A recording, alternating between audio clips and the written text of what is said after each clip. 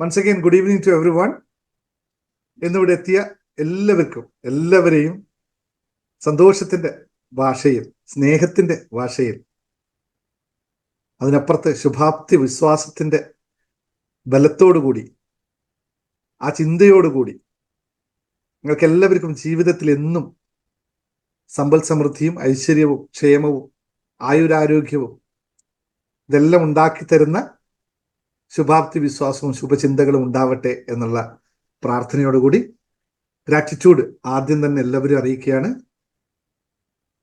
നമ്മൾ ഇത്രയും ദിവസത്തെ യാത്രയിൽ നിങ്ങളെപ്പോലുള്ള ആൾക്കാർക്ക്, ഇപ്പോൾ ഓരോ ആളും പറഞ്ഞ പോലെ നിങ്ങളെപ്പോലുള്ള ആൾക്കാർക്ക് ഒരുപാട് മാറ്റങ്ങൾ ഈ ക്ലാസ്സുകളിലൂടെ ഉണ്ടായി വരുന്നു. ചെറിയ ചെറിയ സന്തോഷങ്ങളെ നിങ്ങൾ അനുഭവിക്കാൻ തുടങ്ങിയിരിക്കുന്നു.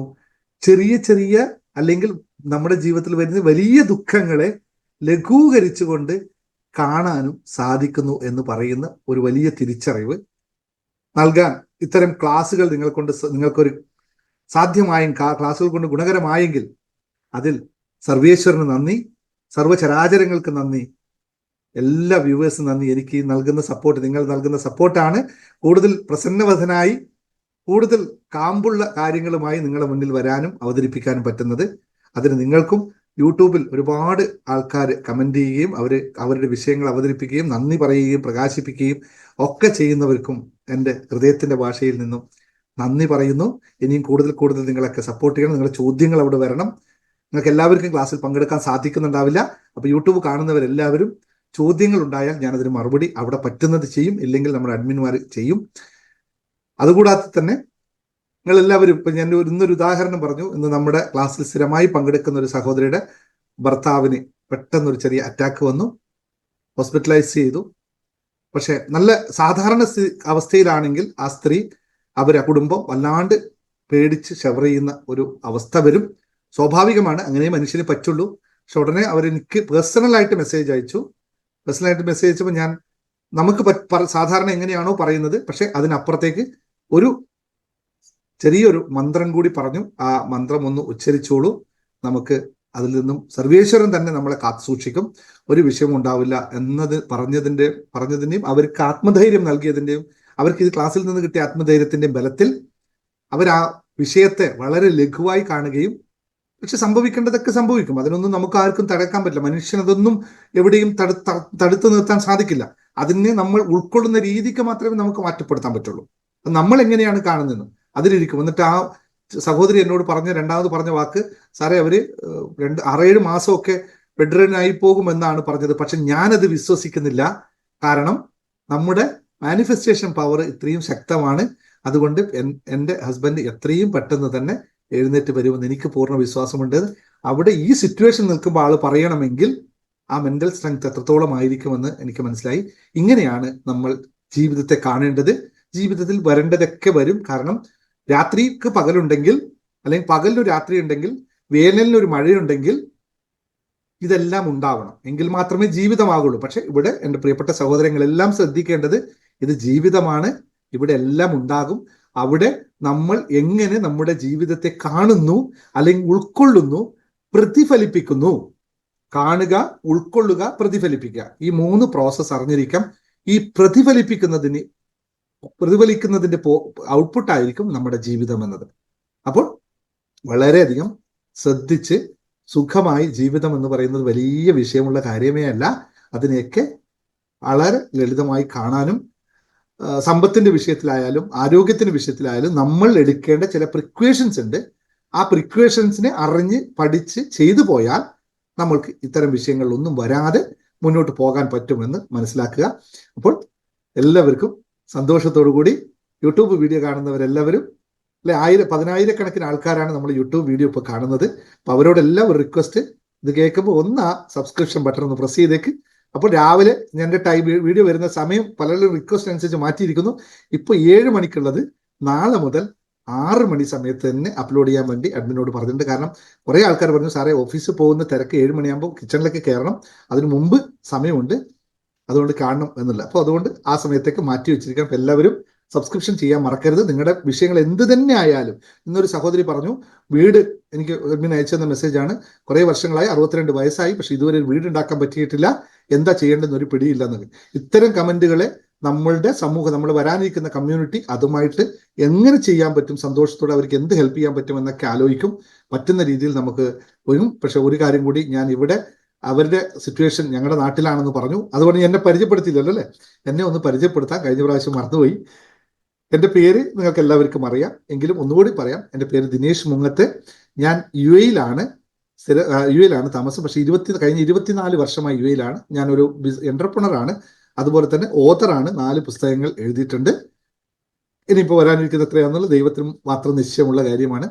അതുപോലെ തന്നെ മോട്ടിവേഷൻ സ്പീക്കറാണ്, ലോ ഓഫ് അട്രാക്ഷൻ സർട്ടിഫൈഡ് ട്രെയിനറാണ്, സക്സസ് കോച്ചാണ്, life കോച്ചാണ്.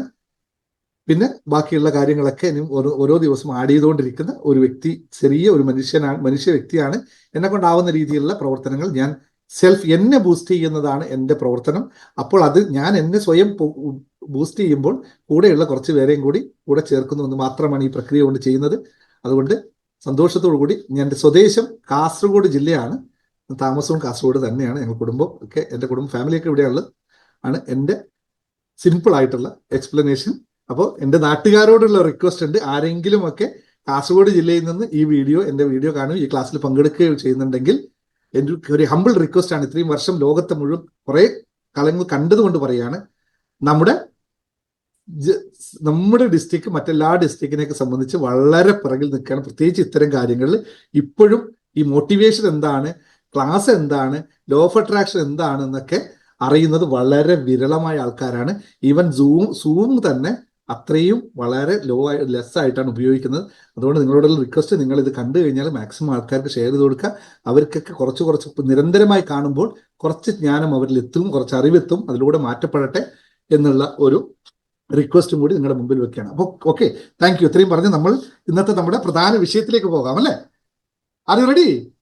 Everybody ready? Come on, ready വന്നില്ല? റെഡി വരണം, റെഡി ഇങ്ങനെ ടൈപ്പായിട്ട് വരണം, എന്നാൽ മാത്രം റെഡി ഉള്ളൂ. ഒരു കാര്യം കൂടി ഓർമ്മിപ്പിക്കാനുണ്ട്. നമ്മൾ രാവിലെ എല്ലാ ദിവസവും 5:30 മണി മുതൽ 6:30 മണി മുതൽ meditation with affirmation and gratitude practice ചെയ്യുന്നുണ്ട്. ഗ്രൂപ്പായിട്ടാണ് ചെയ്യുന്നത്. രാവിലെ മെഡിറ്റേഷൻ 5:30 മണിക്ക് തുടങ്ങും, 6 മണിക്ക് വരെ മെഡിറ്റേഷൻ ആണ്. 6 മണി തൊട്ട് 6:30 മണി വരെ അഫർമേഷൻ ഗ്രാറ്റിറ്റ്യൂഡ് പ്രാക്ടീസ് ആണ്. ഇത് ജീവിതത്തിൽ മാറ്റിവെക്കാൻ പറ്റാത്ത ഒരു സാധനമാണ്. അഫർമേഷൻ, അതായത് ഗ്രാറ്റിറ്റ്യൂഡ്, ഫോർഗീവ്നെസ്, പിന്നെ നമ്മുടെ ഹാപ്പിനെസ്, മണി, ഇതാണ് ഇപ്പോൾ പോകുന്ന സ്റ്റെച്ച്. ഇത് നമുക്ക് വളരെ നിർബന്ധമായും ചെയ്യേണ്ട കാര്യമായതുകൊണ്ട് ആർക്കെങ്കിലും ജോയിൻ ചെയ്യാൻ താല്പര്യമുണ്ടെങ്കിൽ you can just contact admin and join with us for the synergy of doing better. Okay, thank you. ഇതെല്ലാം റെഡി ആണല്ലോ അല്ലേ? പോരാ, റെഡിയുടെ സ്ട്രെങ്ത് പോരാണല്ലോ, കുറവാണല്ലോ. ഫോൺ അവിടെ ഇവിടെ വെച്ചിട്ട് മറ്റെവിടെയൊക്കെ പോയോ?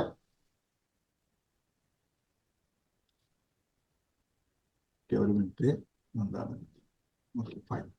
റെഡി. Thank you. അപ്പോൾ ഇന്ന് നമ്മൾ സംസാരിക്കുന്ന വിഷയം, ഇന്നു മുതൽ നമ്മൾ എടുക്കുന്ന ടെക്നിക്കിന്റെ പേരാണ്, നിങ്ങൾ എല്ലാവരും കേട്ടിട്ടുണ്ടാവും, നിങ്ങൾക്ക് എല്ലാവർക്കും അറിയുന്ന ടെക്നിക്കാണ്. പക്ഷേ ആ ടെക്നിക്കിന്റെ അത്രയും ഡീപ്പ് തലങ്ങളിലേക്ക് നിങ്ങൾ പോയിട്ടുണ്ടോ എന്നറിയില്ല. അടുത്ത ഒരാഴ്ച കാലം നമ്മൾ ഈ ടെക്നിക്കിന്റെ ഡീപ്പായിട്ടുള്ള, അതായത് ആഴങ്ങളിലേക്ക് നമ്മൾ ഡിഗ് ചെയ്യാൻ പോവുകയാണ്. സാധാരണ പറയുന്ന രീതിയിൽ നിന്ന് മാറി, സാധാരണ നിങ്ങൾ കേട്ട പോലെ അല്ലാതെ കണ്ട് അതിൻ്റെ ആഴത്തലങ്ങളിൽ നിന്നുകൊണ്ട് എങ്ങനെയാണ് ഇതിനെ നോക്കിക്കാണുക എന്നാണ് എൻ്റെ ഉദ്ദേശം. ആ രീതിയിലാണ് ഞാൻ പറയാൻ പോകുന്നത്. അറിയാമല്ലോ, ഞാനൊരു ലോ ഓഫ് അട്രാക്ഷൻ സർട്ടിഫൈഡ് ട്രെയിനറാണ്.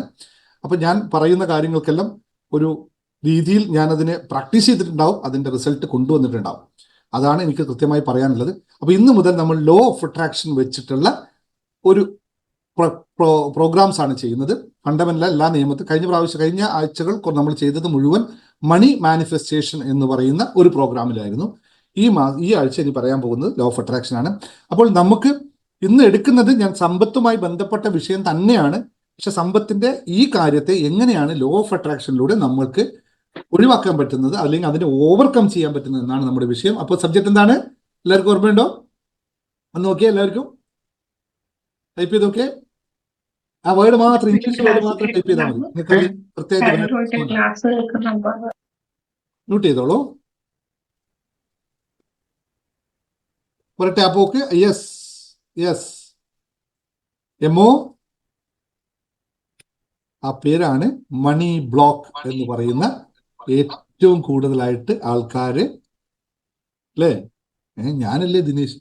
വേറെ ദിനേശ്, വേറെ ദിനേശ് ഉണ്ടോ അവിടെ? ഓക്കെ, അല്ല, ദിനേശ് മണി ബ്ലോക്ക് എന്ന് പറഞ്ഞു, ഞാനാണ് ദിനേശ്, വേറെ ദിനേശ് ഉണ്ടോ? ഓക്കെ, മണി ബ്ലോക്ക് എങ്ങനെ നമുക്ക് ഓവർകം ചെയ്യാൻ പറ്റും? ഇവിടെ മണി ബ്ലോക്ക് ഉള്ളവർ എത്ര പേരുണ്ട്? Come on, let's say that I am. I എന്ന് പറയും. മണി ബ്ലോക്ക് ഉള്ളവർ പറയും ഐ എന്ന് പറയും. എനിക്ക് മണി ബ്ലോക്ക് ഉണ്ട്. പറട്ടെ, ഇത് കാണട്ടെ ഞാൻ എത്ര ഉണ്ട്. കമാൺ,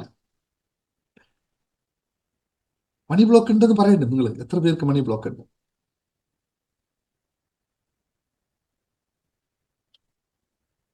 അല്ലേ?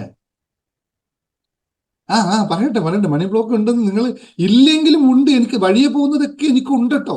അത് പറയാൻ വിട്ടുകൊടുക്കരുതേ. കാരണം അതിലേ പോകുന്നതൊക്കെ ഇത് എന്നെ തന്നെയാണ്, എന്നെ മാത്രം ഉദ്ദേശിച്ചാണ്. ആ ഒരു കഥ അറിയാം നിങ്ങൾക്ക്?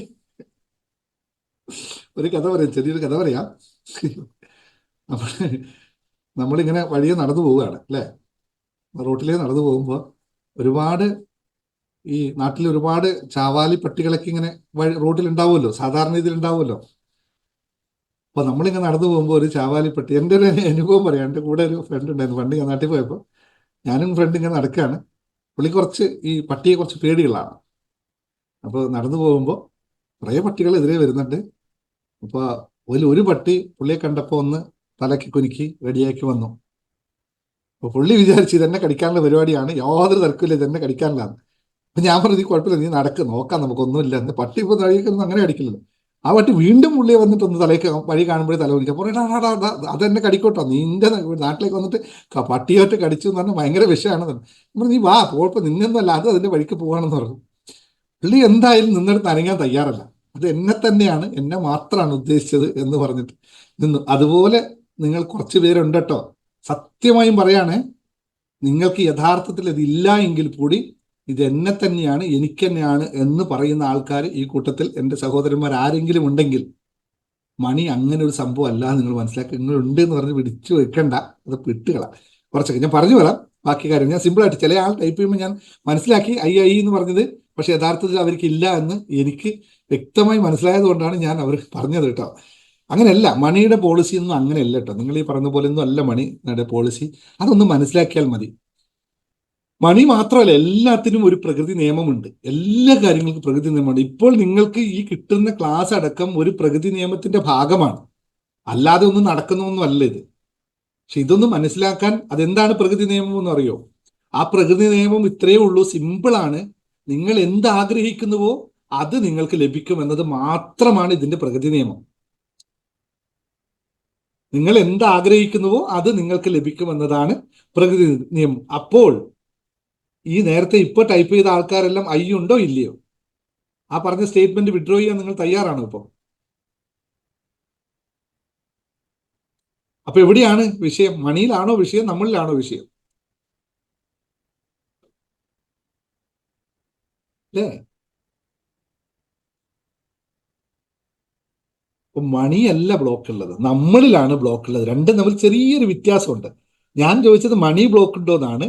നിങ്ങൾ ഉണ്ട് എന്ന് പറഞ്ഞു, അല്ലേ? പക്ഷെ യഥാർത്ഥത്തിലുള്ളത് മണി ബ്ലോക്ക് ആണോ, നിങ്ങളിൽ ബ്ലോക്ക് ആണോ ഉള്ളത്? ഇതൊന്ന് തിരിച്ചറിയൂ. ഇങ്ങനെയൊന്നും ആരും ക്ലാസ് എടുക്കില്ല കേട്ടോ. ഇതൊന്ന് തിരിച്ചറിയൂ. ബ്ലോക്ക് കിടക്കുന്ന മണിയിലല്ല. ഞാൻ ഇതിനു മുമ്പത്തെ ക്ലാസ്സിലും പറഞ്ഞതാണ്, മണിക്ക് ഇങ്ങനെ ഒരു പക്ഷപാതവും ഇല്ല. അത് ദിനേശൻ എന്നോ XYZ എന്നോ മറ്റാരും തമ്മിൽ ഒരു പക്ഷപാതവും അതിനില്ല. നമ്മൾ മാത്രമാണ് പക്ഷപാതം കാണിക്കുന്നത്. ആരോട്? മണിയോടും അവന്റെ കൂട്ടുകാരോടും, എല്ലാവരോടും. മണിയുടെ കൂട്ടുകാർ ആരൊക്കെയാ? കലാഭവൻ മണിയുടെ കൂട്ടുകാരല്ലട്ടോ ചോദിച്ചത്, നമ്മുടെ സാധാരണ മണിയുടെ കൂട്ടുകാർ ആരൊക്കെയാ? അല്ലേ? അവന് കുറച്ച് കൂട്ടുകാരുണ്ട്, അവരൊക്കെയാണ് നമുക്ക് വേണ്ടത്. എല്ലാവരും വേണം. അപ്പോൾ ടോട്ടലായും മണിയും അവന്റെ കൂട്ടുകാരെയും മൊത്തത്തിൽ വിളിക്കുന്ന പേരാണ് വെൽത്ത്. പക്ഷെ നമ്മൾ എളുപ്പത്തിന് വേണ്ടിയിട്ട് മണി എന്ന് വിളിക്കുന്നേ ഉള്ളൂ. മൊത്തത്തിലുള്ള വെൽത്ത്. ഇവരെല്ലാവരും നമ്മൾ കൂട്ടുകാർ, അവരെല്ലാവരെയും പേടിയാണ് നമുക്ക്, അല്ലേ? നാട്ടിൽ നമ്മുടെ കയ്യിൽ 10 ലക്ഷം രൂപയുണ്ട്, ഒരു ലാൻഡ് മേടിക്കാൻ പോകുമ്പോൾ നമുക്ക് പേടിയാ. ലാൻഡ് എന്താണ്? വെൽത്താണ്. ഗോൾഡ് മേടിക്കാൻ പോകുമ്പോൾ പേടിയാ, എന്റെ പണിക്കൂലി കൂടുതലാണോ കുറവാണോ, ഇത്രയും ഉണ്ടോ? 5 ലക്ഷം രൂപ കൊടുത്തിട്ട് ഗോൾഡ് മേടിക്കും, വന്നിട്ട് അവനോട് പേഞ്ഞ് എന്താ പറയാ, നെഗോഷിയേറ്റ് അവസാനം അവനൊരു 2000 രൂപ കുറച്ച് കിട്ടിയാൽ ആഹാ സന്തോഷമായി, അവൻ കുറച്ച് തന്നല്ലോ എനിക്ക്. 5 ലക്ഷം രൂപയുടെ സ്വർണം മേടിക്കുമ്പോൾ 1 മണിക്കൂർ ഇരുന്നിട്ട് നെഗോഷിയേറ്റ് ചെയ്തിട്ട് 2,000 രൂപ കുറച്ച് തരുമ്പോൾ അവൻ തീരുമാനിച്ച് ആഹാ ഇവരൊക്കെ സൂപ്പറായിട്ട് ഞാൻ കുറച്ച് കൊടുത്തു, നമ്മൾ വിചാരിച്ചു 2 വർഷം, എന്നിട്ട് അത് കഴിഞ്ഞിട്ട് വേറൊരു പരിപാടി കൊണ്ട് കേട്ടോ. നിങ്ങളോട് എൻ്റെ സഹോദരിമാരോട് പ്രത്യേകം പറയാണ്, അത് കഴിഞ്ഞിട്ട് നിങ്ങൾക്ക് സന്തോഷം തരുന്ന വേറൊരു കാര്യമുണ്ട് കേട്ടോ. അത് ശ്രദ്ധിച്ചിട്ടുണ്ടോ നിങ്ങൾ? സ്വർണം ഇടാനുള്ള ചെറിയൊരു പ്ലാസ്റ്റിക് ഇത് തരും, അത് 2 എക്സ്ട്രാ തരും. അപ്പോൾ ആ സൂപ്പറാണ്, സന്തോഷമായി. അത് കഴിഞ്ഞാലോ ഇത് ഇട്ട് കൊണ്ടുവരാനായിട്ട് നല്ലൊരു ബാഗും തരും. പിന്നെ പിഷിയല്ല, പിന്നെ എന്ത് സംഭവിച്ചാലും അവിടെ തന്നെ പോകും, കാരണം ഫ്രീ കിട്ടി നമുക്ക്, അല്ലേ? ഓക്കെ, ഇത് വേണ്ടെന്നല്ല കേട്ടോ, ഞാൻ അതിന്റെ സന്തോഷത്തിന്റെ അവസ്ഥ പറയാൻ വേണ്ടി പറഞ്ഞതേ ഉള്ളൂ കേട്ടോ. വേറെ ഒന്നുമില്ല, ഇത് വേറെ ഒന്നുമില്ല, ഇത് കൊടുക്കുന്നത് സന്തോഷമാണ്. പക്ഷെ നമ്മളുടെ ആ സന്തോഷം അനുഭവിക്കുന്ന ആ തോതിനൊന്ന് പറയാൻ വേണ്ടിയിട്ടാണ്. 5 ലക്ഷത്തിന്റെ സ്വർണം മേടിച്ചപ്പോൾ നമുക്ക് അത്ര സന്തോഷം ഉണ്ടായിട്ടില്ല, പക്ഷെ ഇത് കിട്ടിയപ്പോൾ നമുക്ക് ഭയങ്കര സന്തോഷമായി. ഇതാണ് മനുഷ്യന്റെ അവസ്ഥ. ഇത്രയേ ഉള്ളൂ, നമ്മൾ ഇത്രയും ചെയ്ത് ചിന്തിച്ചാൽ മതി, അല്ലേ? ഞാൻ പറഞ്ഞു കറക്റ്റല്ലേ? ഓക്കെ. അപ്പോ ഈ മണി ബ്ലോക്ക് എന്ന് പറയുന്ന സാധനം ആക്ച്വലി എന്താണ് ഇതിൽ നിന്ന് സംഭവിക്കുന്നതെന്ന് ആദ്യം മനസ്സിലാക്കുക. മണി ബ്ലോക്സ് എങ്ങനെയാണ് വരുന്നത്, എന്താണ് അതിന്റെ സംഭവം എന്ന് ക്വിക്കായിട്ട് പറഞ്ഞു പോകാം. എനിക്ക് തോന്നുന്നു ഇതേ ക്ലാസ് തന്നെ നമുക്കൊരു 3-4 ദിവസം കണ്ടിന്യൂ ചെയ്യേണ്ടി വരും. സെയിം തന്നെ ഡിഫറെന്റ് ഫോമിൽ പോവാം. ഈ മണി ബ്ലോക്ക് ആക്ച്വലി സംഭവിക്കുന്നത് സൈക്കോളജിക്കലും ഇമോഷണലുമായിട്ടുള്ള ബാരിയർ നമ്മുടെ മനസ്സിൽ സൃഷ്ടിക്കുകയാണ് ചെയ്യുക. ഇതിനാണ് മണി ബ്ലോക്സ് എന്ന് പറയുന്നത്. എന്താണ്? സൈക്കോളജിക്കലും ഇമോഷണലുമായ ബാരിയർ ഉണ്ടാക്കുന്നു. ഈ ബാരിയറാണ് നമ്മളെ എന്ത് കാര്യവും ചെയ്യുന്നതെന്നും അട്രാക്ട് ചെയ്യുന്നതെന്നും ബ്ലോക്ക് ചെയ്ത് നിർത്തുന്നത്. കാരണം എങ്ങനെ സംഭവിക്കുന്നു ഒന്നുകൂടി പറയാം. നമ്മൾ പണം വേണം, നമുക്ക് പണം വേണമെന്ന ആഗ്രഹം നമ്മളിലുണ്ട്. അതായത് നമ്മളൊരു കുഴി കുഴിച്ചു, അതിലേക്ക് വെള്ളം വേണം, അതിന് വേണ്ടിയിട്ട് കുഴി കുഴിച്ചു. അപ്പൊ വെള്ളം വരുന്ന ചാൽ എവിടെയാണെന്ന് നമുക്കറിയാം.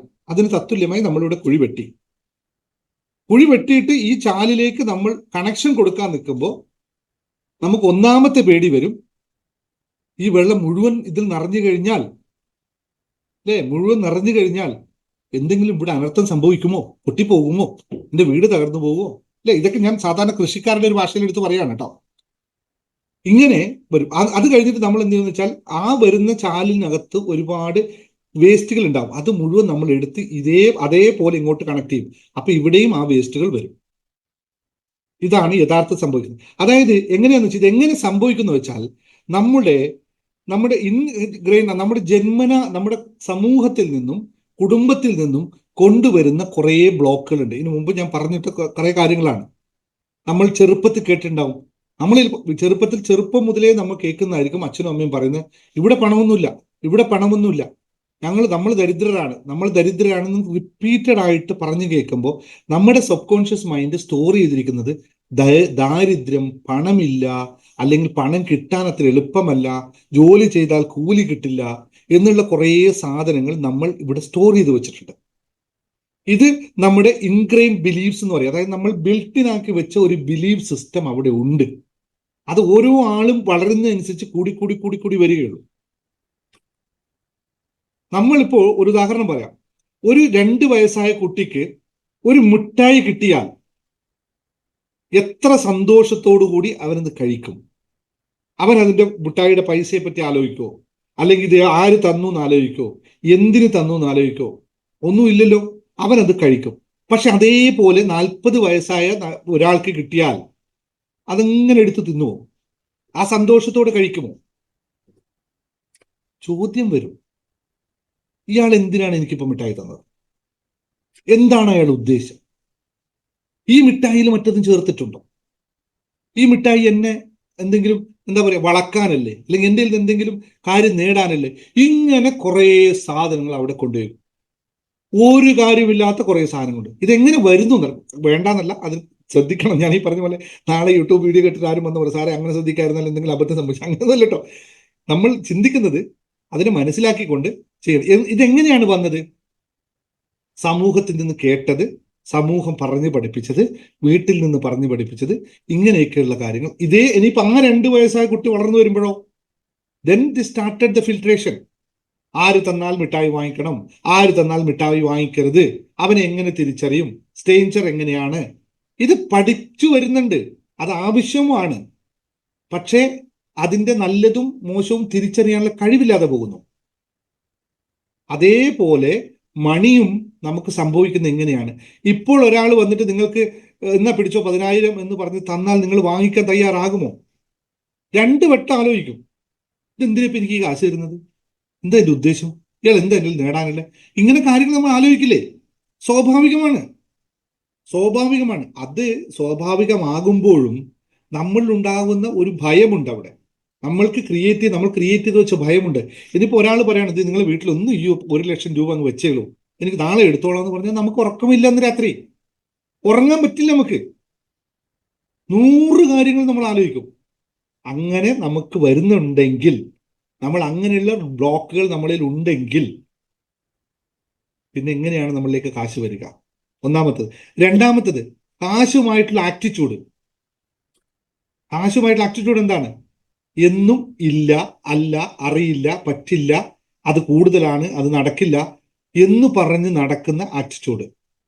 ഏതൊരാളോട് കാശിനെ പറ്റി നെഗോഷിയേറ്റ് ചെയ്യുമ്പോൾ അത് കൂടുതലല്ലേ, അത് നമ്മൾ വാങ്ങിക്കാൻ പോകുമ്പോൾ കൂടുതലല്ലേ, നമുക്ക് കിട്ടാൻ പോകുമ്പോൾ അതിനും നമുക്ക് വ്യക്തതയില്ല. എനിക്ക് ഇത്ര വേണം, ഇന്നത് ചെയ്തുകൊണ്ടാണ് ഇത്ര എൻ്റെ കൂലി എന്ന് വ്യക്തത നമുക്കില്ല അവിടെ.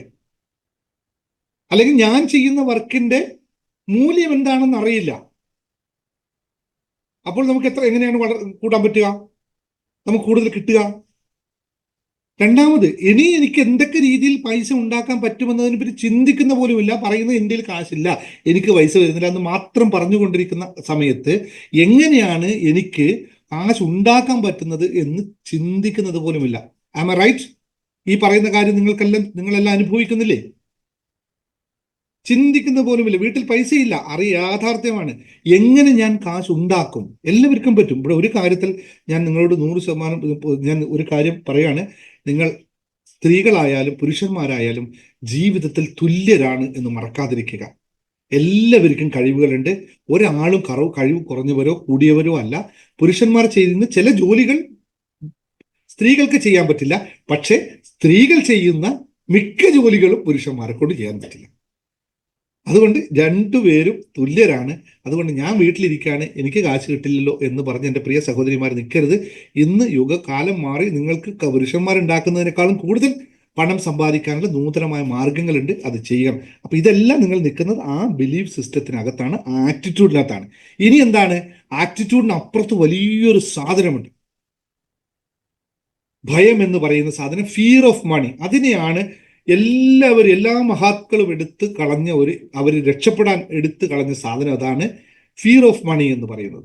ഞാൻ നേരത്തെ പറഞ്ഞില്ലേ, 100 രൂപ കിട്ടിയാൽ കിട്ടാതിരിക്കുമ്പോൾ ഇത് കിട്ടിയില്ലെന്ന്, കിട്ടാത്തതിന്റെ ഭയമായിരിക്കും. കിട്ടിയാൽ എന്തിന് കിട്ടി, ഇത് ഞാൻ എന്ത് ചെയ്യുമെന്നുള്ള ഭയമായിരിക്കും. ഇതില്ലാതെ പോവുകയില്ല. അപ്പോൾ ഇവിടെ നമുക്ക് എങ്ങനെയാണ് ഇതിനെ മറികടക്കുക എന്നതല്ലേ വിഷയം. നമ്മൾ അതാണല്ലോ പ്രധാനമായി നോക്കേണ്ടത്, അല്ലെ? എങ്ങനെ ഇതിനെ മറികടക്കും? അപ്പൊ നമുക്ക് ആദ്യം മനസ്സിലാക്കണം, എവിടെയാണ് നമ്മുടെ limiting belief system of money ഉള്ളത്. എഴുതി വെച്ചോളൂ. ആദ്യം നമ്മൾ മനസ്സിലാക്കണം, എനിക്ക് എവിടെയാണ് limiting belief system of money ഉള്ളത്. അത് നിങ്ങൾക്ക് മാത്രമേ കണ്ടെത്താൻ പറ്റുള്ളൂ. ഇല്ലെങ്കിൽ എന്നെപ്പോലുള്ള ഒരാളുമായിട്ട് ഇരുന്ന് കുറേ നേരത്തെ ഡിസ്കഷനിൽ ഞങ്ങൾ ഫൈൻഡ് ചെയ്യും.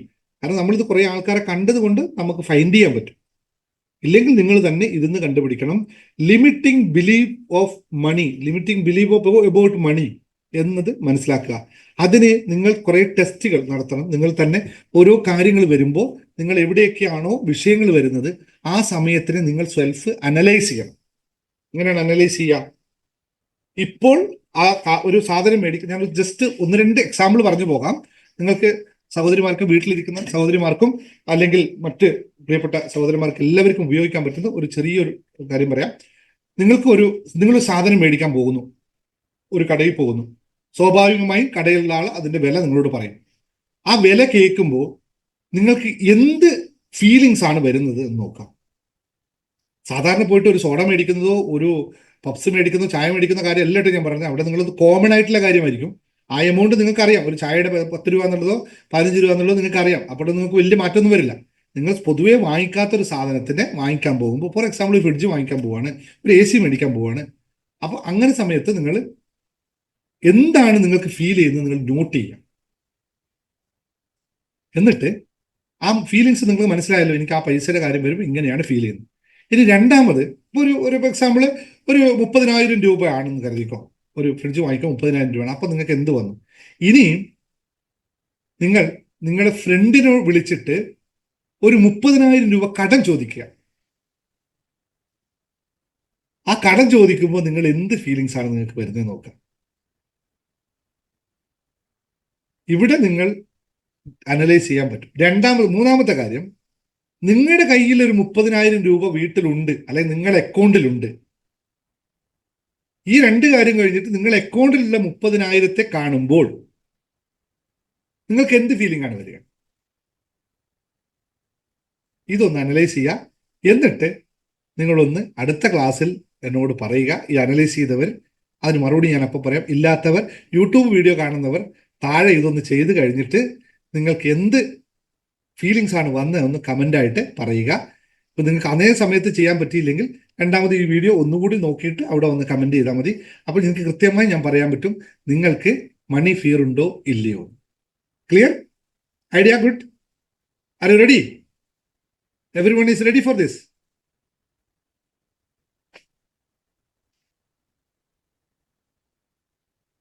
വരട്ടെ.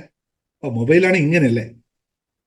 ഞാൻ കീബോർഡാണ് പറയുന്നത്. നിങ്ങൾ മൊബൈലാണെങ്കിൽ ഇങ്ങനെ തട്ടി വരട്ടെ. അങ്ങനെ ഇടയ്ക്കിടയ്ക്ക് നമ്മൾ ഓരോ ചലഞ്ചുകൾ എടുക്കുന്നത് നല്ല വ്യത്യാസം ഇവിടെ ഉണ്ടായിട്ടുണ്ട്. നമ്മൾ ചെയ്ത പ്രതിജ്ഞകളൊന്നും ആരും മറന്നുപോയിട്ടില്ലല്ലോ. എല്ലാവരും ഓർമ്മയുണ്ട്. ഞാൻ മറന്നിട്ടില്ല കേട്ടോ. ആ പ്രതിജ്ഞയൊക്കെ ലംഘിച്ചുകൊണ്ടാണ് പലരും അൺമ്യൂട്ട് ചെയ്യുന്നതും സംസാരിക്കുമ്പോഴും പറയുന്നതും ഞാൻ ശ്രദ്ധിക്കുന്നുണ്ട്. അപ്പോൾ എല്ലാവരും റെഡി ആവുക. ഇത് 3 കാര്യം ഞാൻ പറഞ്ഞു. മനസ്സിലായല്ലോ നിങ്ങൾക്ക്? Anybody want to clarity for this? 3 കാര്യം പറഞ്ഞത് ഓർമ്മയുണ്ടല്ലോ. 30,000 ആയതുകൊണ്ട് എല്ലാവരും ഓക്കെ. അത് ഓൾമോസ്റ്റ് നമുക്ക് ഓക്കെയാണ്. ഇപ്പൊ 1 കോടി എന്നൊക്കെ പറഞ്ഞിരുന്നെങ്കിൽ, അല്ലെങ്കിൽ 1 ലക്ഷം എന്നൊക്കെ പറഞ്ഞിരുന്നെങ്കിൽ ഇവിടെ വല്ലതും നടക്കുമായിരുന്നു അല്ലേ? Okay, very good. ഇതൊന്ന് ശ്രമിച്ചു നോക്കൂ കേട്ടോ. ഇനി അപ്പൊ ഇങ്ങനെയാണ് ലിമിറ്റിംഗ് ബിലീഫ് സിസ്റ്റത്തെ നമ്മൾ മനസ്സിലാക്കുകയും അതിനെ ഓവർകം ചെയ്യാൻ പ്രാക്ടീസ് ചെയ്യുക. അതിനെ ഓവർകം ചെയ്യാൻ നമ്മൾ ചില പ്രാക്ടീസുകൾ ചെയ്യണം. അത് ഞാനിവിടെ പറഞ്ഞു തരണോ? അത് ഞാനിവിടെ പറഞ്ഞു തരില്ല. അങ്ങനെ പറയാൻ പറ്റുന്നതല്ലാത്തോണ്ട് കേട്ടോ. അത് അങ്ങനെ പറയാൻ പറ്റുന്ന ഒരു പോയിന്റ് അല്ല. ഓരോ ആളനുസരിച്ചാണ് പറയുക. അത് സിനിയോട് പറയുന്ന രീതി ആയിരിക്കില്ല ചിലപ്പോൾ രമയോട് പറയേണ്ടത്, അല്ലെങ്കിൽ നമ്മുടെ ധനേഷ് സാറിനോട് പറയേണ്ടത്. കാരണം അതിൻ്റെ ഒരു ഡെപ്തിൽ വ്യത്യാസം വരും. കാരണം അവരെ മൈൻഡ് സെറ്റ് മനസ്സിലാക്കിക്കൊണ്ടേ പറയാൻ പറ്റുള്ളൂ. അല്ലാതെ കോമൺ ആയിട്ട് പറഞ്ഞാൽ അവർക്ക് ഓവർകം ചെയ്യാൻ പറ്റില്ല. അതുകൊണ്ടാണ് കേട്ടോ. എന്നാൽ അല്ലെങ്കിൽ ഞാൻ എൻ്റെ ബിസിനസ് കൂടി നടക്കട്ടെ, എൻ്റെ കഞ്ഞി കൂടി നടത്തണ്ടേ. അതുകൊണ്ട് എല്ലാം പറഞ്ഞു തരാൻ പറ്റുമോ? വേണ്ടല്ലോ. അത് വേണ്ടെന്ന് നിങ്ങൾക്ക് തന്നെ അറിയാം. എന്നാലും പറയാട്ടോ കുറച്ചൊക്കെ. അത് ഒന്നാമത്തെ നമുക്കതിന് പറയുന്ന മൈൻഡ് സെറ്റാണ് സ്കെയർസിറ്റി മൈൻഡ് സെറ്റ് എന്ന് പറയും. സ്കെയർസിറ്റി മൈൻഡ് സെറ്റ്, നമുക്ക് ഭയമുള്ള ഒരു മൈൻഡ് സെറ്റ് നമുക്കുള്ളത് കൊണ്ടാണ് അങ്ങനെ സംഭവിക്കുന്നത്. സ്കെയർസിറ്റി മൈൻഡ് സെറ്റ് നമുക്കുള്ളത് കൊണ്ടാണ് പറ്റുന്നത്. അതിനെ മാറ്റണമെങ്കിൽ മൈൻഡ് സെറ്റ് ചേഞ്ച് ചെയ്യാൻ മാത്രമേ പറ്റുള്ളൂ. അതിനെ ഓവർകം ചെയ്യണമെങ്കിൽ നമുക്ക് മൈൻഡ് സെറ്റ് മാറ്റുക എന്നൊറ്റ പ്രോഗ്രാം മാത്രമേ ചെയ്യാൻ പറ്റുള്ളൂ. അപ്പൊ മൈൻഡ് സെറ്റ് മാറ്റുക എന്ന് പറഞ്ഞാൽ ഈ സാധനത്തെ എടുത്തിട്ട് അങ്ങോട്ട് വെക്കുന്ന പോലെ എടുത്തു വെക്കാൻ പറ്റുമോ? അങ്ങനെ പറ്റുമോ നമ്മുടെ മനസ്സിനെടുത്ത് മാറ്റി വെക്കാൻ? ഈ ഭയമില്ലാത്തൊരു മൈൻഡ് സെറ്റ് നമുക്ക് മാർക്കറ്റിൽ നിന്ന് വാങ്ങിച്ചിട്ട് ഭയമുള്ള മൈൻഡ് സെറ്റിനെ എടുത്തിട്ട് അങ്ങോട്ട് മാറ്റി വെച്ച് നമുക്ക് സ്വസ്ഥമാകാൻ പറ്റും? എങ്കിൽ ഈ ലോകം എങ്ങനെയായിരുന്നല്ലേ? അപ്പം അത് പറ്റില്ല. അതിന് നമ്മൾ നിരന്തരമായ പ്രാക്ടീസ് ചെയ്യണം. ഒരു മിനിമം 21 ഡേയ്സ് നമ്മളത് പ്രാക്ടീസ് ചെയ്യണം, മിനിമം. പിന്നെയാണ് മൾട്ടിപ്ലിക്കേഷൻ വരുന്നത്. മിനിമം 21 ഡേയ്സ് പ്രാക്ടീസ് ചെയ്യുന്നതിന് പ്രോഗ്രാമാണ് നമ്മൾ ജേണി ടു ഹാപ്പിനെസ് എന്ന് പറയുന്ന പ്രോഗ്രാമിൽ കേട്ടിട്ട് നമ്മുടെ ഇരിക്കുന്ന മാലിന്യങ്ങളെ, ഇംപ്യൂരിറ്റീസിനെ മുഴുവൻ ഓരോന്നായിട്ട്, ഇംപ്യൂരിറ്റീസ് എന്താണ് ആദ്യം പഠിപ്പിക്കും. ഇംപ്യൂരിറ്റീസ് പഠിപ്പിച്ച് ഇത് നിങ്ങൾ ഏതൊക്കെ 10 ഇംപ്യൂരിറ്റീസിനെ പറ്റിയാണ് ഞാൻ ഈ പുസ്തകത്തിൽ തന്നെ പറയുന്നത്. മനസ്സൊരു വിസ്മയം എന്ന് പറയുന്നത് എൻ്റെ പുസ്തകം നിങ്ങളെല്ലാം അറിയാമല്ലോ അല്ലേ? ഇതിൽ ഞാൻ 10 ഇംപ്യൂരിറ്റീസിനെ പറ്റിയാണ് പറയുന്നത്. ഈ 10 ഇംപ്യൂരിറ്റി കോമൺ ആയിട്ട് എല്ലാവരിലും ഉള്ളതാണ്. ആരും എൻ്റെ ഇല്ല എന്ന് പറയാൻ പറ്റില്ല. ഇതുള്ളതാണ്. പക്ഷെ ഇതിന്റെ തോതാണ് വ്യത്യാസപ്പെടുക. ഈ തോത് വ്യത്യാസപ്പെടുന്നതനുസരിച്ച് നമ്മൾ അതിന് തോത് നില കൂടുതലായിരിക്കും, ചിലത് കുറവായിരിക്കും. അതിന് ഈക്വലൈസ് കൊണ്ടുവരുന്ന ഒരു പ്രാക്ടീസാണ് നമ്മൾ ആദ്യം ചെയ്യുക. എന്നിട്ട് നമ്മൾ ഒരു 5 താക്കോലുകൾ എടുക്കും. സന്തോഷത്തിലുള്ള 5 താക്കോലുകൾ. ഈ 5 താക്കോലുകൾ ഉപയോഗിച്ചിട്ടാണ് നമ്മൾ ഓരോ സന്തോഷത്തിന് പെട്ടിയും തുറക്കുക, ഓരോന്നും തുറക്കി നിൽക്കുക. അപ്പൊ ഇത് ചെയ്തു വരുമ്പോഴേക്കും, ഇതെങ്ങനെ ചെയ്ത്, ഇത് ഓരോ ദിവസം ചെയ്തു വരുമ്പോൾ നമുക്കൊരു 21 ഡേയ്സ് കഴിയും. അപ്പോഴേക്കും നമ്മൾ കൃത്യമായി പ്രാക്ടീസ് ചെയ്യുന്ന ആൾക്ക്, ഞാൻ വീണ്ടും പറയുന്നു ആ വാക്ക്, കാരണം ഞാനൊരു കോച്ചാണ്. അതുകൊണ്ട് നിങ്ങൾ ഓരോ ആളും ചെയ്യുമ്പോൾ മാത്രമാണ് എനിക്ക് എൻ്റെ റിസൾട്ട് കിട്ടിയെന്ന് വിശ്വസിക്കാൻ പറ്റുക. അതുകൊണ്ട് പ്രാക്ടീസ് ചെയ്ത ആൾക്ക് 100% റിസൾട്ട് ഉറപ്പാണ്. ഉഴപ്പിയവർക്ക് അവർക്ക് മാർക്കും കുറവായിരിക്കും എന്ന് മാത്രം. അപ്പോൾ ഇതിൽ 21 ഡേയ്സ് കൊണ്ട് നമ്മൾ ആ പ്രോഗ്രാം കംപ്ലീറ്റ് ചെയ്യും. ജേർണി ടു ഹാപ്പിനെസ്, ഈ scarcity mind set, negative mind set, complaining mind set, self worth ഇല്ലാത്ത അവസ്ഥ, ഇതൊക്കെ കടന്നു കളഞ്ഞ് നമുക്ക് പ്യൂരിഫൈ ചെയ്യാൻ പറ്റും, ഏറെക്കുറെ റെഡിയാകും. പിന്നെ നമുക്ക് ഈ ഭയങ്ങൾ ഉണ്ടാവില്ല.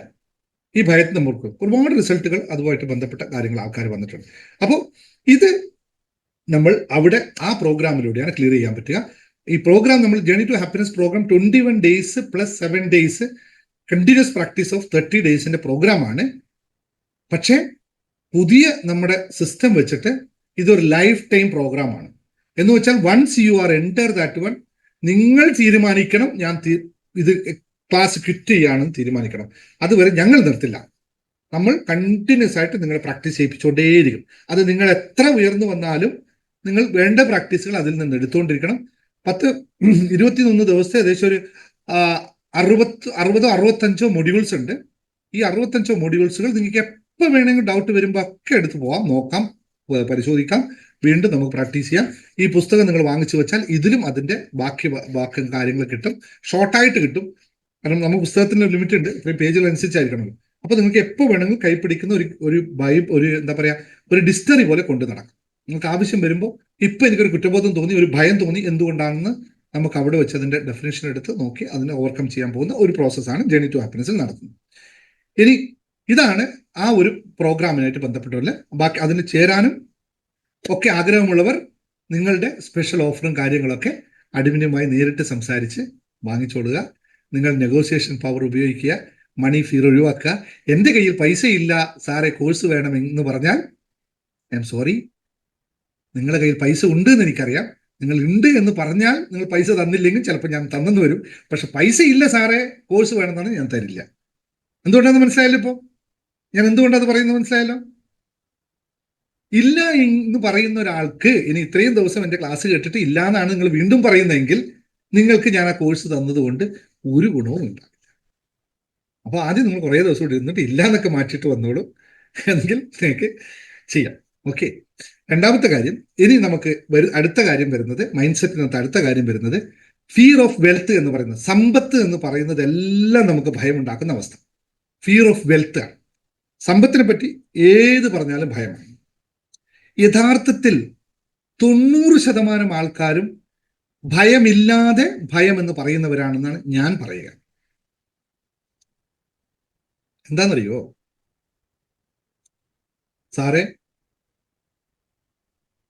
സാറേ എനിക്ക് സമ്പത്തൊന്നുമില്ല. ഓക്കെ, ഇല്ല. അപ്പൊ രണ്ടാമത്തെ ചോദ്യം ഞാൻ അവരോട് ചോദിക്കുമ്പോൾ എത്ര രൂപ കടമുണ്ടെന്ന് ചോദിക്കും. അപ്പൊ പറയും, സാറേ ഇന്നലെ ഒരാൾ ഞെട്ടിച്ചു കളഞ്ഞെ, പുള്ളി എന്നോട് പറഞ്ഞ് 3.5 കോടി രൂപ കടമുണ്ട് സാറേ എന്ന്. ഒറ്റ പൈസ ഇല്ല, മണി ബ്ലോക്കാണ്, കിടക്കാണ്, 3.5 കോടി രൂപ കടമുണ്ടെന്നോ. ഞാൻ പറഞ്ഞു, നിങ്ങളുടെ ശമ്പളം എത്രയാ? 40,000 രൂപ. അപ്പൊ എങ്ങനെ ഇത് കൊടുത്തു തീർക്കും? അപ്പൊ അത് അവിടെ നിന്ന് കൊടുത്ത് അറേഞ്ച് ചെയ്ത് കൊടുത്തു തീർക്കും, പലിശ കൊടുക്കണേ, കൊടുത്തു തീർക്കും. അപ്പൊ എന്തിനാ ഇത് ഇത്രയും കടം വന്ന എന്തിനാ? ഞാനൊരു ബിസിനസ് തുടങ്ങി, പിന്നെ ഞാനൊരു വീടും വെച്ചു, ഒരു വണ്ടിയും മേടിച്ചു. ഇനി ഞാൻ പറയണം? ഇനി ഞങ്ങൾക്ക് സമ്പത്തില്ല എന്ന് പറയണം? മണി ബ്ലോക്ക് ഉണ്ടെന്ന് പറയണം? അപ്പൊ എന്താണ് ഈ മണി ബ്ലോക്ക്? എന്താണ് ഫിയർ ഓഫ് വെൽത്ത്? ഇതല്ല, അതൊന്നുമല്ല ഈ സാധനം. പാവപ്പെട്ടവന്റെ കയ്യിൽ 1000 രൂപ തേച്ചെടുക്കാനില്ലെങ്കിൽ അതിന് അവരാണ് മണി ബ്ലോക്ക് ഉള്ളത്. നിങ്ങൾ മണിയുടെ പ്രിൻസിപ്പിൾ അറിഞ്ഞിരിക്കണം. മണി ഈസ് എ വീലാണ്, ഇത് കറങ്ങുന്ന സാധനമാണ്. നിങ്ങളുടെ കയ്യിൽ നിൽക്കില്ല, എൻ്റെ കയ്യിൽ നിൽക്കില്ല, XYZ കയ്യിൽ നിൽക്കില്ല. ഇതെങ്ങനെ കറങ്ങിക്കൊണ്ടിരിക്കണം. അപ്പൊ ഇതിങ്ങനെ കറങ്ങുമ്പോൾ നിങ്ങളുടെ പാത്രത്തിൽ നിന്ന് എടുക്കുക, മറ്റവന്റെ പാത്രത്തിൽ പോയി, അവിടുന്ന് അവന്റെ പാത്രത്തിൽ പോയി, അവിടുന്ന് തിരിച്ചിത് വരേണ്ട സമയത്ത് നിങ്ങൾ പറയണം എൻ്റെ ഇല്ല എന്ന് പറഞ്ഞാൽ അർത്ഥമുണ്ട്. പിന്നെ അവന് തിരിച്ചു വരാൻ പറ്റും. ഇതൊരു സൈക്കിളാണ് ഈ മണി. ഇതിങ്ങനെ കറങ്ങിക്കൊണ്ടേയിരിക്കും സാധനം. ഇത് ശ്രദ്ധിക്കാത്തതുകൊണ്ടാണ് ഈ മണി വെൽത്ത് ഫിയർ പറയുന്നത്. ഇപ്പോൾ ഞാൻ നേരത്തെ പറഞ്ഞ് ഐ എന്ന് പറഞ്ഞവർക്ക് ആർക്കെങ്കിലും മാറ്റി പറയാനുണ്ടോ? നിങ്ങൾക്ക് ആർക്കും കാശ് കിട്ടിയില്ലെന്നാണ് നിങ്ങൾ പറയുന്നത്? ഒരിക്കലല്ല സഹോദരങ്ങളെ. നിങ്ങളത് അതിന് ഉൾക്കൊള്ളാൻ പറ്റിയില്ല എന്നുള്ളത് മാത്രമാണ് വിഷയം. ഇല്ലാന്ന് പൂർണ്ണമായിട്ട് പറയില്ല, ഇല്ലാത്തവരുണ്ട് കേട്ടോ, ഇല്ല എന്നല്ല, അതിന് കാരണങ്ങളുണ്ട് എന്തുകൊണ്ടാണ്. പക്ഷെ ഓൾമോസ്റ്റ് ഇന്ന് കേരളത്തിലെ അവസ്ഥയിൽ അങ്ങനെ ഇല്ല. 40,000 രൂപ ശമ്പളമുള്ള ഒരുത്തം പോയിട്ട് 3.5 കോടി കടം എടുക്കുമ്പോൾ എന്തിനായിരിക്കും അത് ചെയ്തിട്ടുണ്ടാവുക? There is a reason. വെറുതെ പുട്ടടിക്കാനായിട്ട് ആരും ലോൺ എടുക്കില്ല. ആ റീസൺ അവിടെ ഉണ്ടാവും. ഇതാണ് ശ്രദ്ധിക്കേണ്ടത്. അപ്പോൾ ആ ഫിയർ ഓഫ് വെൽത്ത് എന്ന് പറയുന്നത്, അത് ചെയ്തു കഴിഞ്ഞിട്ട് ഭയപ്പെടുന്നത് നമ്മൾ തികച്ചും ഒരു മറ്റൊരു രൂപത്തിലാണ്. അത് ഈ പറഞ്ഞ നേരത്തെ സൈക്കോളജിക്കൽ ഇഷ്യൂസോ ഇൻകറന്റ് ഇഷ്യൂസോ അല്ലെങ്കിൽ ഇതൊന്നും അല്ല. അപ്പൊ നമ്മൾ ചെയ്യുന്നത് എന്താന്ന് വെച്ച് കഴിഞ്ഞാൽ, ഈ ഫിയർ ഓഫ് വെൽത്തിനെ, ഫിയർ ഓഫ് ജഡ്ജ്മെന്റിനെ, നമുക്ക് ഞാൻ പറഞ്ഞത് ഇതിന്റെ ഈ പേരാണ് ഫിയർ ഓഫ് ജഡ്ജ്മെന്റ്. നമ്മൾ ജഡ്ജ് ചെയ്യാൻ അറിയാത്തതുകൊണ്ടാണ് സാധനം, മണത്തെപ്പറ്റി ശരിയായ ജഡ്ജ്മെന്റ് ഇല്ലാത്തതുകൊണ്ടാണ്. ഇതിനെ കവർ ചെയ്യാൻ നമുക്ക് പറ്റിക്കഴിഞ്ഞാൽ നമുക്ക് കൂടുതൽ ഉന്നതങ്ങളിൽ പോകാം. അതിന് നമ്മൾ ചെയ്യുന്ന പ്രക്രിയയാണ് മണി മാനിഫെസ്റ്റേഷൻ. അതിൽ മണി മാനിഫെസ്റ്റേഷൻ, അതിൽ അഫ്രിമേഷൻസ്, ഗ്രാറ്റിറ്റ്യൂഡുകൾ, ഡെയിലിയുടെ പ്രാക്ടീസിലൂടെ ഈ ഒരു സിസ്റ്റത്തിന് ഓവർകം ചെയ്യാൻ പറ്റും. ഈ മണി ഇല്ല എന്ന് പറഞ്ഞ ആൾക്കാർ മണി ഉണ്ട് എന്നുള്ള രീതിയിൽ പ്രോഗ്രാം ചെയ്ത് നമ്മുടെ മൈൻഡിനെ പാകപ്പെടുത്തി, മെഡിറ്റേഷനും മറ്റും നടത്തി പാകപ്പെടുത്തി, മനസ്സിൽ നമുക്ക് കൃത്യമായി ഫൈനാൻഷ്യൽ പ്ലാനിങ് ചെയ്ത് കൃത്യമായി അതിൻ്റെ സിസ്റ്റം ഉണ്ടാക്കി, അതിന് വളരെ സിസ്റ്റമാറ്റിക് ആയിട്ട് നമ്മുടെ ഉള്ള പൈസയും കൊടുക്കാനുള്ള പൈസയും സിസ്റ്റമാക്കി ഡിവൈഡ് ചെയ്ത് നമുക്ക് കിട്ടുന്നതിന് കൃത്യമായി എങ്ങനെ കൂടുതൽ പെരുപ്പിക്കാതെ എല്ലായിടത്തും ഡിസ്ട്രിബ്യൂട്ട് ചെയ്ത് ആ കൊടുക്കാനുള്ള പൈസ കൊടുത്തിട്ട് ബാക്കി നമുക്ക് ഇൻകമാക്കി എടുക്കാൻ പറ്റും എന്നുള്ള സിസ്റ്റമാറ്റിക് ആയിട്ടുള്ള, സയന്റിഫിക് ആയിട്ടുള്ള, പ്രൂവൺ ടെക്നിക്സ് ആയിട്ടുള്ള സിസ്റ്റംസ് ചെയ്യുന്ന പ്രക്രിയയാണ് മണി മാനിഫെസ്റ്റേഷൻ. ഇതിൽ ഇന്നാ പിടിച്ചോ ചെയ്തോ എന്ന് പറഞ്ഞ പ്രോസസ്സേ അല്ല, അങ്ങനെ ചെയ്യാനും പറ്റില്ല. നിങ്ങൾക്ക് ആവശ്യമുള്ള രീതിയിലേക്ക് ആ സിസ്റ്റത്തെ മുഴുവൻ പാകപ്പെടുത്തിക്കൊണ്ട് 3.5 കോടി രൂപ കടമുള്ളവന് 40,000 ശമ്പളത്തിൽ നിന്ന് എങ്ങനെ ഇത് കൊടുത്തു തീർക്കാൻ പറ്റുമെന്നുള്ള സ്ട്രാറ്റജിക് പ്ലാൻ ഉണ്ടാക്കണം. അപ്പോൾ 40,000 ശമ്പളത്തിൽ നിന്നും എങ്ങനെ അടുത്തൊരു 40,000 കൂടി ഉണ്ടാക്കാൻ പറ്റും എന്ന് പ്ലാൻ ചെയ്ത് 40+40 80 ആക്കി കഴിഞ്ഞാൽ ഈ കടത്തിന്റെ ഡീപ്നെസ് കുറക്കാൻ പറ്റും. അങ്ങനെ കുറച്ച് കൊണ്ടുവന്ന് നമ്മൾ ഇതിനൊക്കെ ന്യൂട്രലാക്കി മാറ്റണം. സിസ്റ്റമാറ്റിക് പ്ലാനാണ്, വേറെ ഒന്നും ചെയ്യാൻ പറ്റില്ല. അവർ തന്നെയാണ് പോയി പറയുന്നത് സ്റ്റോക്ക് മാർക്കറ്റിൽ ഇൻവെസ്റ്റ് ചെയ്യുന്നു, അവർ ഗെയിം കളിക്കാൻ പോകുന്നു, ലോട്ടറി എടുക്കാൻ പോകുന്നു. ഇതൊന്നും വർക്ക് ചെയ്യില്ല എൻ്റെ പ്രിയ സുഹൃത്തുക്കളെ. നിങ്ങളുടെ മനസ്സ് അസ്വസ്ഥമാണെങ്കിൽ, നിങ്ങൾ മനസ്സ് അസ്വസ്ഥമാക്കി ഭയത്തോടെയാണ് ഇരിക്കുന്നതെങ്കിൽ നിങ്ങൾക്ക് സ്റ്റോക്ക് മാർക്കറ്റ് വർക്ക് ചെയ്യില്ല, നിങ്ങൾക്ക് ഗാംബ്ലിംഗ് വർക്ക് ചെയ്യില്ല, നിങ്ങൾക്ക് ലോട്ടറി വർക്ക് ചെയ്യില്ല, ഇതൊന്നും വർക്ക് ചെയ്യില്ല. ഇവിടെ മനസ്സിനെ പാകപ്പെടുത്തി കഴിഞ്ഞാൽ, അതിനെ കടിഞ്ഞാനിട്ട് കഴിഞ്ഞാൽ, അല്ലേ, അർജുനൻ യുദ്ധത്തിന് പോകുമ്പോൾ ശ്രീകൃഷ്ണനാകുന്ന തേരാളി പഞ്ചേന്ദ്രിയങ്ങളെ നിയന്ത്രിച്ച് നിർത്തിയതുപോലെ നമുക്ക് നിയന്ത്രിച്ച് നിർത്താനും മനസ്സിനെ പാകപ്പെടുത്താനും പറ്റിയാൽ മാത്രമേ ഇതിനകത്ത് ഈ ചക്രവ്യൂഹത്തിൽ നിന്ന് നിങ്ങൾക്ക് പുറത്തു കടക്കാൻ പറ്റുള്ളൂ. അല്ലെങ്കിൽ അഭിമന്യുവിന് സംഭവിച്ചത് തന്നെയായിരിക്കും പറ്റുക. കടം വാങ്ങിക്കാൻ നമുക്കറിയാം, ചക്രവ്യൂഹത്തിലേക്ക് കടക്കാൻ നമുക്കറിയാം, അത് ജന്മനാ പഠിച്ചിട്ടുണ്ട്, അല്ലേ? ഇതെല്ലാം പുരാണങ്ങളിൽ പറഞ്ഞതിന്റെ, അല്ലെങ്കിൽ നമ്മുടെ ഐതിഹ്യങ്ങളിലൊക്കെ പറഞ്ഞതിന്റെ രക്തചുരുക്കം എങ്ങനെയാണ്? അത് ദ്രൗപദിയുടെ, സുഭദ്രയുടെ വയറ്റിൽ കിടക്കുമ്പോൾ തന്നെ പഠിച്ചിട്ടുണ്ട് എങ്ങനെ കടം മേടിക്കാമെന്ന്, അല്ലേ? കുടുംബത്തിൽ വീട്ടിൽ അച്ഛനൊക്കെ ചെയ്ത് പഠിക്കുന്നത് നമുക്ക് കണ്ടിട്ടുണ്ട്. അതുകൊണ്ട് നമ്മൾ ജനിച്ചപ്പോഴേ കടം മേടിക്കാൻ തുടങ്ങി. ഈ കടം എങ്ങനെ തീർക്കാമെന്ന ചക്രവ്യൂഹത്തിന് പുറത്തിറങ്ങാൻ അച്ഛനും അമ്മയും ചെയ്യുന്നത് കണ്ടിട്ടില്ല, അതുകൊണ്ട് നമുക്കും അറിയില്ല. പോരെ? അപ്പോൾ അങ്ങനെ നിങ്ങളായാൽ നിങ്ങളുടെ മക്കൾ നാളെ എന്തായിരിക്കും ചെയ്യുന്നത്? സെയിം അല്ലേ? അവരും പഠിച്ചത് സെയിം അല്ലേ? കണ്ടത് സെയിം അല്ലേ? അപ്പോൾ ഈ സമൂഹം പുറത്തു കിടക്കാൻ പറ്റുമോ? ആ മാറ്റം നിങ്ങൾക്ക് വരുത്താൻ പറ്റുള്ളൂ. നിങ്ങൾക്ക് ഇപ്പോഴും വരുത്താൻ പറ്റുള്ളൂ. ഇപ്പോഴും വരുത്തുക. കടം വാങ്ങിക്കുന്നതിന് പ്രത്യേക കാരണമുണ്ടാവും. കടം കൃത്യമായി കടത്തിന് കണക്കുണ്ട്. ആരുടെയെങ്കിലും കടം നമുക്ക് വാങ്ങിക്കാം ഒൺലി ഫോർ ഇൻവെസ്റ്റ്മെന്റ്. മണിയെ കൊണ്ട് പണിയെടുപ്പിക്കാൻ മണിയെ ഉപയോഗിക്കാം. നമ്മൾ ചെയ്യുന്നത് മണിയെ കൊണ്ട് പണിയെടുപ്പിക്കാനല്ല, നമ്മൾക്ക് പണിയെടുക്കാതിരിക്കാൻ മണി നമ്മൾ ഉപയോഗിക്കുന്നു. രണ്ടും നമ്മൾ ഭയങ്കര വ്യത്യാസമല്ലേ? കടം മേടിച്ച് നമ്മൾ സ്വസ്ഥമായിട്ട് വണ്ടി മേടിച്ച്, ലോൺ മേടിച്ച്, വണ്ടി മേടിച്ച് അടിപൊളിയായിട്ട് പോവുകയാണ്. എന്താ ജോലി? ജോലിയൊന്നും ശരിയായില്ല കേട്ടോ. അപ്പൊ എന്തിനാ വണ്ടി? അല്ല, ജോലി നോക്കാൻ വേണ്ടി വണ്ടി മേടിച്ചതാ, അല്ലേ? റൈറ്റ്? ഞാൻ പറഞ്ഞത് ശരിയല്ലേ? Are you agree? അഗ്രിയാണ് പറഞ്ഞു, ഇല്ലെങ്കിൽ നോ ഡിസഗ്രി പറഞ്ഞു. ആറ് പറഞ്ഞത് ശരിയല്ലെന്ന്?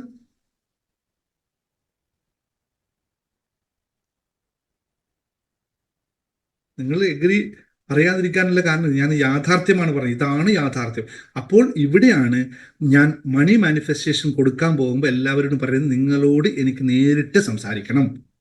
എന്നിട്ട് നിങ്ങൾക്ക് എന്താണ് വേണ്ടതെന്ന് അറിയണം.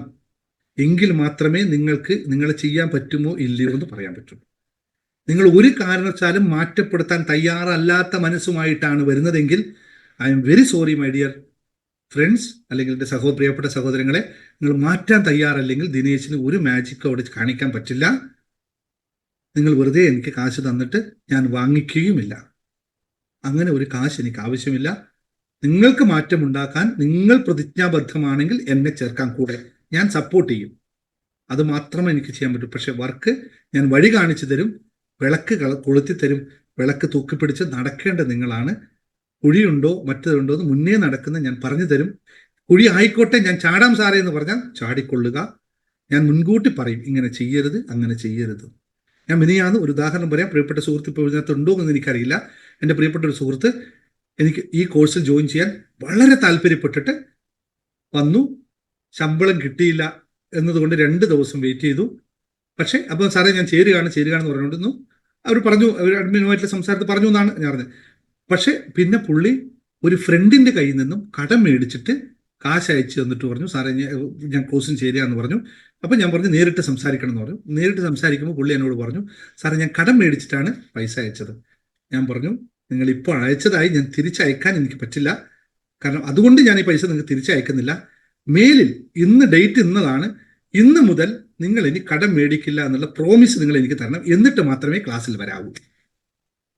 ഇനി മേലിൽ കടം മേടിക്കില്ല നിങ്ങൾ. കാരണം കടം മേടിക്കേണ്ട ആവശ്യമുള്ള മനുഷ്യനല്ല, ലക്ഷക്കണക്കിന് രൂപ ശമ്പളം മേടിക്കുന്ന ഒരാളാണ്. ലക്ഷക്കണക്കിന് രൂപ ശമ്പളം മേടിക്കുന്ന ഒരാളാണ്. എന്നിട്ടാണ് കോഴ്സിന്റെ ഫീസ് തരാൻ കടം മേടിക്കുക. പൈസ ഇല്ലാഞ്ഞിട്ടല്ല കേട്ടോ, വന്നത് മുഴുവൻ തീർന്നു പോയി. ഓരോ മാസം ശമ്പളം കിട്ടും, അതേപോലെ തീരും. ഡിയർ ഫ്രണ്ട്സ്, എൻ്റെ പ്രിയപ്പെട്ട സഹോദരങ്ങളെ, അങ്ങനെ ചെയ്യരുത്, ദയവ് ചെയ്ത് ചെയ്യരുത്. ഒരുപാട് ഇന്ന് സിസ്റ്റംസ് ഉണ്ട് നമുക്ക് കിട്ടുന്ന ശമ്പളത്തിന് കൃത്യമായി ഉപയോഗിക്കാൻ. അത് ഉപയോഗിക്കാൻ നിങ്ങൾക്ക് ബുദ്ധിമുട്ടുണ്ടെങ്കിൽ ജസ്റ്റ് വരൂ, ഞാൻ എങ്ങനെയൊക്കെ ചെയ്താൽ പറ്റുമെന്ന് പറഞ്ഞു തരാം. നിങ്ങൾ പോയി ചെയ്യുക. ഞാനായിട്ട് ചെയ്യില്ല, നിങ്ങൾ പറയുക. മ്യൂച്വൽ ഫണ്ടോ മറ്റോ കാര്യങ്ങളോ എന്താണ് വേണ്ടത് അത് മുഴുവൻ കാണിച്ചു തരാം. ചെയ്യില്ല, കൂടെ സപ്പോർട്ട്. ഇങ്ങനെയാണ് ഇതിന്റെ സിസ്റ്റം എന്ന് പറഞ്ഞാൽ ഓക്കെ, ക്ലിയർ ആയല്ലോ? അപ്പോൾ 2 കാര്യങ്ങളാണ് ഇന്ന് പറഞ്ഞത്. സമയം അതിക്രമിച്ചു. ഓക്കെ, ബാക്കി നമുക്ക് നാളെ കണ്ടിന്യൂ ചെയ്യാം. ഇന്ന് ഇത്രയും പറഞ്ഞത് നിങ്ങൾക്ക് എല്ലാം ഗുണകരമായിരിക്കുന്നു വിശ്വസിക്കുന്നു. അപ്പോൾ മണി മാനിഫെസ്റ്റേഷൻ കോഴ്സ് എൻ്റെ വരുന്നുണ്ട്, ലോ ഓഫ് അട്രാക്ഷൻ കോഴ്സ് ഉണ്ട്. നിങ്ങൾക്ക് താല്പര്യമുള്ളവർ ജോയിൻ ചെയ്യുക. എന്നെയും പണക്കാരനാക്കുക, നിങ്ങളെ കൂടെ കൂട്ടിയിട്ട്. ഓക്കെ, ഇതല്ലേ എനിക്ക് പറയാൻ പറ്റുള്ളൂ. Okay, thank you very much. Thank you. അപ്പോൾ ഞാൻ ക്ലാസ് ഇവിടെ വൈൻഡപ്പ് ചെയ്യാണ്. അധികം ചോദിക്കാനുള്ളവർക്ക് ചോദിക്കാം കേട്ടോ. Thank you.